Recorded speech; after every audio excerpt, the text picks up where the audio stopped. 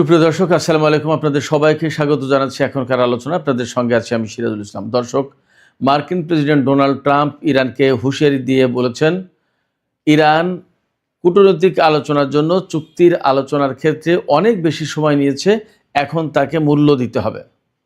তার মানে ইরানের উপর আমেরিকা হামলা চালাতে পারে, সেই ইঙ্গিত তিনি পরিষ্কার দিয়েছেন। ইরান কি করবে? ইরানের প্রেসিডেন্ট মাসুদ পেজেশকিয়ান পরিষ্কার করে বলেছেন, ইরান কোনো হুমকির কাছে আত্মসমর্পণ করবে না।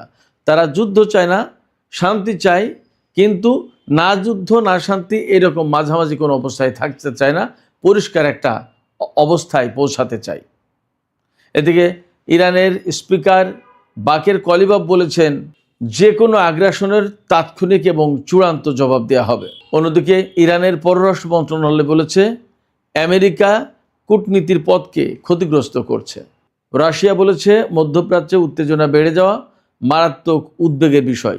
আর চীন বলেছে, ইরান এবং আমেরিকাকে ধৈর্য ধরতে হবে এবং অবশ্যই কূটনীতির পথে ফিরে আসতে হবে। এপাশে জাতিসংঘে নিযুক্ত পাকিস্তানের স্থায়ী প্রতিনিধি আসিম ইফতিখার আহমদ তিনি বলেছেন, দুই পক্ষকেই ধৈর্য ধরতে হবে এবং কূটনীতিকে আরেকটু সুযোগ দেওয়া উচিত।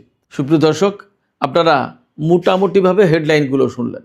তাতে সমস্ত সব খবর ছাপিয়ে এটাই বড় খবর হয়ে দাঁড়াচ্ছে যে ডোনাল্ড ট্রাম্প ইরানের উপর নতুন করে হামলা চালাতে যাচ্ছে এবং সেই হামলা সম্ভবত আজ রাতেও বড় আকারে শুরু হতে পারে।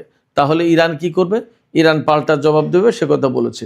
এর ভেতরে আরেকটা গুরুত্বপূর্ণ খবর ছিল, সেটি হচ্ছে এই যে ইসরায়েলের উপর হামলা বন্ধের জন্য আমেরিকা ইরানকে 3 বিলিয়ন অর্থাৎ 300 কোটি ডলার পাঠিয়েছে, একদম ক্যাশ টাকা, নগদ। এই ডলার পাঠিয়েছে, ডলার সংযুক্ত আরব আমিরাত ইরানের কাছে পৌঁছে দিয়েছে।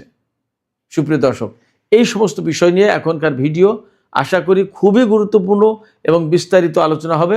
আপনারা শেষ পর্যন্ত সঙ্গেই থাকুন। আর ভিডিও ভালো লাগলে লাইক, কমেন্ট, শেয়ার করুন এবং চ্যানেলটি সাবস্ক্রাইব করে সাথেই থাকুন। দর্শক, চলুন বিস্তারিত আলোচনা করি। আপনারা সবাই জানেন, গত রাতে আমেরিকা ইরানের উপর হামলা চালিয়েছে। কারণটা কি? অ্যাপাচি হেলিকপ্টার ধ্বংস করা। এই অভিযোগে ইরানের উপর হামলা চালিয়েছে।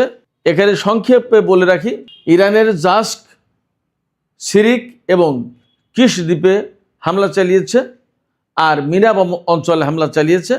এর জবাবে ইরান কুয়েত, বাহরাইন এবং জর্ডানে হামলা চালিয়েছে, অর্থাৎ এই সমস্ত দেশে মার্কিন ঘাঁটিগুলোতে হামলা চালিয়েছে। এরপরে মোটামুটিভাবে খবর যা বেরিয়েছে তাতে বেশ গুরুত্বপূর্ণ কিছু ব্যাপার আছে। প্রথম কথা হচ্ছে, অ্যাপাচি হেলিকপ্টার হারানোর পর আমেরিকার মাথা খারাপ হয়ে গেল কেন? এই প্রশ্নের জবাবে বলতে হবে, F-35 জঙ্গি বিমান যেমন আমেরিকার গর্বের ধন, অত্যাধুনিক বিমান, যুদ্ধ বিমান, তেমনি অ্যাপাচি অ্যাটাক হেলিকপ্টার এটাও খুবই গুরুত্বপূর্ণ। এই রকম আমেরিকার হেলিকপ্টার জগতে গর্বের ধন। একটা অ্যাপাচি হেলিকপ্টারের দাম কত জানেন? 400 থেকে 600 কোটি টাকা। টাকার অঙ্কে 400 থেকে 600 কোটি টাকা একটা হেলিকপ্টারের দাম। একটা F-35 যুদ্ধ বিমানের দাম 600 থেকে 900 কোটি টাকা, জাস্ট তার অর্ধেক একটা অ্যাপাচি হেলিকপ্টারের দাম।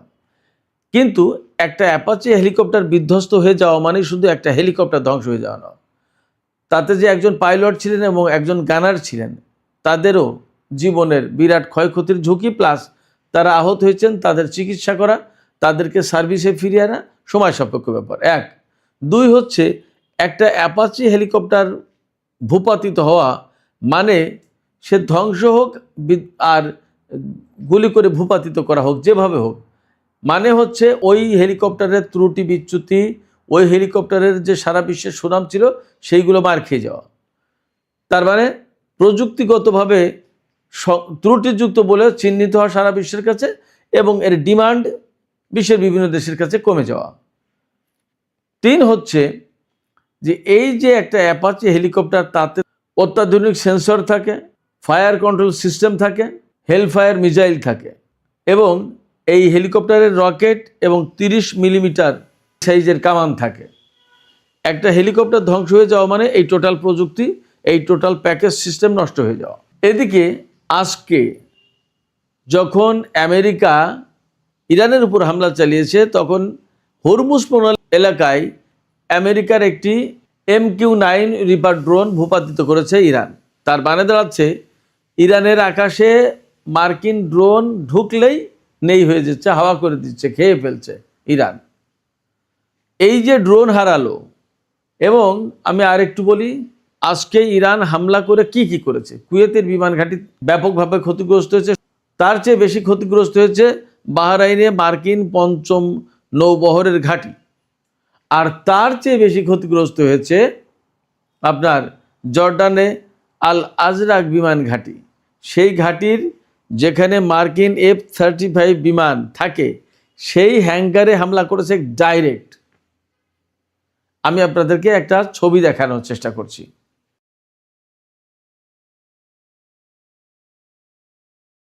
একেবারে ডাইরেক্ট হামলা করেছে, তাতে মোটামুটি বোঝা যাচ্ছে ওখানে বেশ কিছু F-35 বিমান ক্ষতিগ্রস্ত হওয়ার কথা। ক্ষেপণাস্ত্র যখন ঢুকেছে তখন মাটিতে পড়ার পর ওখানে তো বাস্ট হয়েছে, ক্ষয়ক্ষতিটা ভেতরে হয়েছে বেশি। হ্যাঙ্গারের উপর থেকে দেখা যাচ্ছে ব্যাপকভাবে ভেঙে চুরে নিয়ে ভেতরে ঢুকেছে, কিন্তু ক্ষেপণাস্ত্র যখন মাটিতে পড়েছে তখন তো সেখানে বাস্ট হয়েছে, ক্ষয়ক্ষতিটা ওখানে ব্যাপক হয়েছে। এবং ডোনাল্ড ট্রাম্পের মাথা খারাপ হয়ে গেছে ওইখানেই। এই মাথা খারাপ হয়ে যাওয়ার পরে এখন বলছেন তিনি ইরান অনেক সময় নিয়েছে আলাপ আলোচনার ব্যাপারে, কূটনৈতিক চুক্তির ব্যাপারে, এখন আর এত বেশি সময় দেওয়া যাবে না, এখন তাকে এর মূল্য চুকাতে হবে। তার মানে আমেরিকা ইরানের উপর হামলা চালাবে। কিন্তু বাস্তবতা হচ্ছে আমেরিকা যদি ইরানের উপর হামলা চালায়, তাহলে আমরা মোটামুটিভাবে বুঝতে পারি, আমাদের যে পর্যবেক্ষণ, তাতে ইরান বসে বসে তামাক খাবে না, ইরানও হামলা চালাবে। তার মানে দুই দেশ আবার পূর্ণমাত্রায় যুদ্ধ শুরু করবে এবং ইসরায়েল তাতে জড়িয়ে যাবে। তার মানে 2 দিন আগে ইসরায়েলকে যে কথা বলে থামিয়েছিলেন ডোনাল্ড ট্রাম্প, এখন ইসরায়েল ডোনাল্ড ট্রাম্পের কাছে সেই কথা ফিরিয়ে দিয়ে বলবে যে দেখেছেন, আপনি যে ইরানের ব্যাপারে আমাকে ধমক দিলেন, এখন সেই ইরান আপনার উপর হামলা চালালো, এখন ঠিক আছে, চলেন দুইজন যুদ্ধ করি, ইরানকে ধ্বংস করে দিই। তার মানে নেতানিয়াহু ইরানের বিরুদ্ধে একদম ব্যাপক উৎসাহ উদ্দীপনা নিয়ে আমেরিকার সাথে আবার যুদ্ধ শুরু করবে এবং মধ্যপ্রাচ্যে আবার জীবনহানি, প্রাণহানি ঘটবে, আবার ব্যাপক সম্পদের ক্ষয়ক্ষতি হবে এবং আবার ব্যাপকভাবে অনিশ্চয়তা তৈরি হবে। হরমুজ প্রণালীতে তেল আটকে যাবে, সারা বিশ্বে তেলের ক্রাইসিস হবে, সারা বিশ্বে অর্থনৈতিক সংকট শুরু হবে, শেয়ার বাজারে ধস নামবে, মুদ্রাস্ফীতি ঘটবে, পণ্যের মূল্য বেড়ে যাবে, অর্থাৎ জনজীবনে খরচ বেড়ে যাবে। এই তো সারা বিশ্ব একটা মারাত্মক সংকটের মধ্যে পড়বে। তো সেক্ষেত্রে ডোনাল্ড ট্রাম্প যদি যুদ্ধ শুরু করেন, ইসরায়েল যদি যুদ্ধ শুরু করেন, তাহলে ইরান শুরু করবে, তাতে কোনো সন্দেহ নেই। যাই হোক, আমি বলছিলাম ক্ষয়ক্ষতির যে প্রশ্ন। তো এই যে জর্ডানে এত বড় ক্ষতি, মার্কিন ৫ম নৌবহরের ঘাঁটি আজকে মোটামুটি তছনছ করেছে। যা খবর পেলাম, ইরান বলছে যে আজকে যে হামলা হয়েছে তার 70% সফল। তার মানে 10টা ক্ষেপণাস্ত্র মারলে তার 7টি একদম টার্গেটে হামলা করেছে, 10টা ড্রোন হামলা করলে তার 7টি একেবারে ডাইরেক্ট কাজ করেছে। সেক্ষেত্রে 70% সাকসেস মানে বিরাট ব্যাপার। এবং যার কারণে গতকালকে ডোনাল্ড ট্রাম্প বলেছিলেন যে ইরানের সাথে 2-3 দিনের ভেতরে একটা চুক্তি হয়ে যাবে, আর সেখানে আজকে তিনি বলছেন যে ইরান চুক্তির ব্যাপারে বা কূটনৈতিক প্রক্রিয়া সম্পন্ন করার ব্যাপারে অনেক বেশি সময় নিয়েছে, এখন তাকে মূল্য চুকাতে হবে, মূল্য দিতে হবে। গতকালকে আপনি চুক্তির কথা বলেন, আজকে কি করে বলেন যে আপনি অনেক সময় নিয়েছে? আপনি বলেন যে 2-3 দিনের ভেতরে চুক্তি হয়ে যাবে, তাহলে ইরানের সাথে তো আপনার কথাবার্তা ফাইনাল। এবং আপনি ইরানকে $3 বিলিয়ন পাঠিয়েছেন সংযুক্ত আরব আমিরাতের মাধ্যমে। 2 দিন আগেই খবর বেরিয়েছিল, সংযুক্ত আরব আমিরাতের একটি বিশেষ বিমান ইরানে গেছে এবং সেই বিমানে করে ডলার দিয়ে যাওয়া হয়েছে, $3 কোটি দিয়ে যাওয়া হয়েছে, নগদ ক্যাশ, নতুন নতুন নোট সব ধরে নিতে পারেন ডলারের। এটা কেন বলছি? ক্যাশ টাকা নিয়ে যাওয়ার প্রশ্ন কেন আসলো? কারণ আমেরিকার যে সুইফট সিস্টেম, সেই সুইফট সিস্টেমের সাথে ইরান কানেক্টেড না। অতএব ইরানকে ব্যাংকিং চ্যানেলে টাকা দেওয়ার, ডলার দেওয়ার কোনো ব্যবস্থা নেই। ফলে এই ডলারগুলো সাপ্লাই দিয়েছে আমেরিকা সংযুক্ত আরব আমিরাতের বিমানে করে। এই ডলার নাকি পাঠিয়েছিল কাতারের কাছে। কাতার প্রক্রিয়া সম্পন্ন করে সংযুক্ত আরব আমিরাতের মাধ্যমে এই ডলার পাঠানোর কথা বলেছে আমেরিকাকে। বলছে যে আমরা না, সংযুক্ত আরব আমিরাতের মাধ্যমে পাঠাও। সেইভাবে পাঠিয়েছে। এবং 2 দিন আগে কিন্তু খবর একটা বেরিয়েছিল, আপনারা নিশ্চয় হয়তো খেয়াল করে থাকবেন। সংযুক্ত আরব আমিরাতের একটি বিশেষ বিমান ইরানে গেছে এবং কিছুক্ষণ পর ফিরে এসেছে। কেন গিয়েছে, কি ব্যাপার, সেটা বিস্তারিত জানা যায়নি বলে আর আমি আলোচনা আনিনি। আজকে আলোচনা আনলাম। জানাও গেছে 300 কোটি ডলার, অনেক টাকা, বিমান ভরে এই টাকা নিয়ে ইরানকে দিয়ে আসছে ইসরায়েলে হামলা বন্ধ করার শর্ত হিসেবে। ওই টাকা দেওয়ার পরে ইরান ইসরায়েলে হামলা বন্ধ করেছিল। তার মানে বোঝা যায় যে আমেরিকা ইরানের সাথে চুক্তি করতে আসলে মরিয়া। এখন ডোনাল্ড ট্রাম্প আজকে যে হুমকি দিচ্ছেন, সেই হুমকি কি আসলে তিনি কার্যকর করবেন, নাকি শুধু হুমকির ভেতরেই থাকলো? পথ দুটোই। আমি বিশ্বাস করি যে ইরান এবং ইসরায়েল আর আমেরিকার সাথে যে দ্বন্দ্ব, সংঘাত, সংকট সৃষ্টি হয়ে রয়েছে, এটা প্রকৃতপক্ষে কূটনীতির মাধ্যমে সমাধান হওয়ার জিনিস না। এটা আদর্শগত সংকট। এই সংকটের শিকড় অনেক গভীরে। এই সংকটের সমাধান করতে হলে আমি ব্যক্তিগতভাবে মনে করি সামরিক সংঘাত অনিবার্য, এবং সামরিক সংঘাতের ভেতর দিয়েই এর একটা চূড়ান্ত নিষ্পত্তি হবে, মীমাংসা হবে। আজ হোক আর কাল হোক, এর ভেতরে হয়তো কূটনৈতিক উদ্যোগ চলবে, চুক্তি হবে, কিছু টাকা পয়সা লেনদেন হবে, নিষেধাজ্ঞা প্রত্যাহার হবে, আবার আসবে। আজ হোক, কাল হোক, পরশু হোক, যেদিন হোক, ইরান, আমেরিকা, ইসরায়েলের ভেতরে সামরিক সংঘাত অনিবার্য, এবং এটা হবেই, আমার বিশ্বাস, আমার ব্যক্তিগত বিশ্লেষণ। তো ডোনাল্ড ট্রাম্প এখন চুক্তি চাই নাকি যুদ্ধ চাই, সেটা একটা প্রশ্ন। আমার যা বিশ্লেষণ, তার জন্য জরুরি ভিত্তিতে চুক্তি প্রয়োজন। যুদ্ধ করলে বিপদ তার জন্য। যুদ্ধ করলে আমেরিকার বাহিনী, ইসরায়েলি বাহিনী ইরানের সাথে পারবে না, এটা পরিষ্কার প্রমাণিত, একদম পরিষ্কার প্রমাণিত। সেক্ষেত্রে নিশ্চিতভাবে আমেরিকার জন্য লাভজনক হচ্ছে চুক্তি।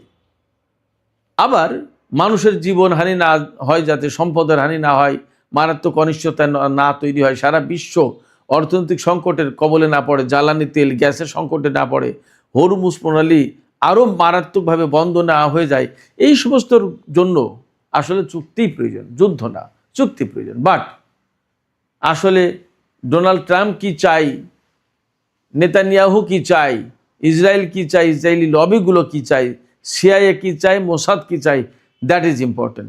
এর ভেতরে সবচেয়ে বেশি ইম্পর্টেন্ট হচ্ছে ইসরায়েলি লবি, ইসরায়েলি গোয়েন্দা সংস্থা মোসাদ এবং সিআইএ, এরা কি চাই। মার্কিন প্রেসিডেন্ট ডোনাল্ড ট্রাম্প কি চাই, সেটা গুরুত্বপূর্ণ ব্যাপার না। ডোনাল্ড ট্রাম্প যদি বলে এই মুহূর্তে যুদ্ধ বন্ধ করো, আর যদি ইসরায়েলি লবি, মোসাদ এবং সিআইএ তারা যদি বলে যে না, যুদ্ধ চলবে, তো সেটাই ফাইনাল। এবং তার জন্য অনেক বেশি প্রভাব বিস্তার করা হাত আছে ডোনাল্ড ট্রাম্পের উপরে, সেটাই হচ্ছে ইসরায়েলি লবি। তো দেখা যাক কি দাঁড়ায়, আমরা অপেক্ষা করি।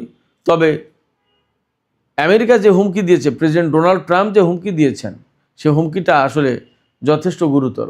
তিনি কি বলেছেন একটু শুনুন, খুব ইন্টারেস্টিং, আপনারা হয়তো মজা পাবেন, ভালো লাগবে। আমি আপনাদেরকে পড়ে শোনাচ্ছি কিছু কিছু কোটেশন। তিনি ট্রুথ সোশ্যালে তিনি লিখেছেন। কি লিখেছেন আমি শোনাই আপনাদেরকে। ইরানকে উদ্দেশ্য করে ডোনাল্ড ট্রাম্প বলেছেন, তারা সম্পূর্ণভাবে পরাজিত হয়েছে। ইরান শুধু বড় বড় কথা বলে, কিন্তু কাজের বেলায় কিছুই করে না। মধ্যপ্রাচ্যে ইরানের এই দাদাগিরি করার সময় শেষ, এই শক্তি এখন মৃত। ইরান নাকি মৃত। তিনি আরও বলেছেন, ইরানি জাহাজগুলো কোনো ব্যবসা বাণিজ্য করতে পারছে না।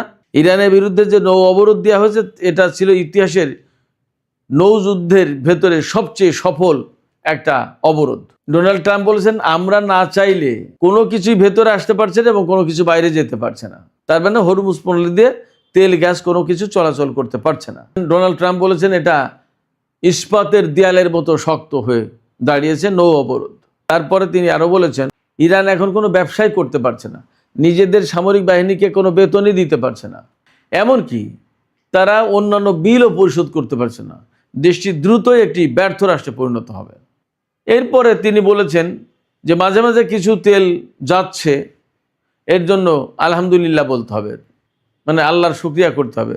ডোনাল্ড ট্রাম্প এই কথা বলেছেন। তো এখন আমরা যদি ডোনাল্ড ট্রাম্পের এই কথাগুলো বিশ্লেষণ করি তাহলে আমরা কি দেখব? হরমুজ প্রণালী দিয়ে তেল গ্যাস একেবারে মোটেই যাচ্ছে না, নট দ্যাট। জাপানের জাহাজ গেছে, চীনের জাহাজ গেছে, দক্ষিণ কোরিয়ার জাহাজ গেছে, আরও বেশ কিছু জাহাজ এখান থেকে গেছে। এবং হরমুজ প্রণালী দিয়ে টোলের বিনিময়ে আইআরজিসি একদম গাইডেন্স দিয়ে বা নিরাপত্তা দিয়ে তাদেরকে হরমুজ প্রণালী পার করে দিচ্ছে।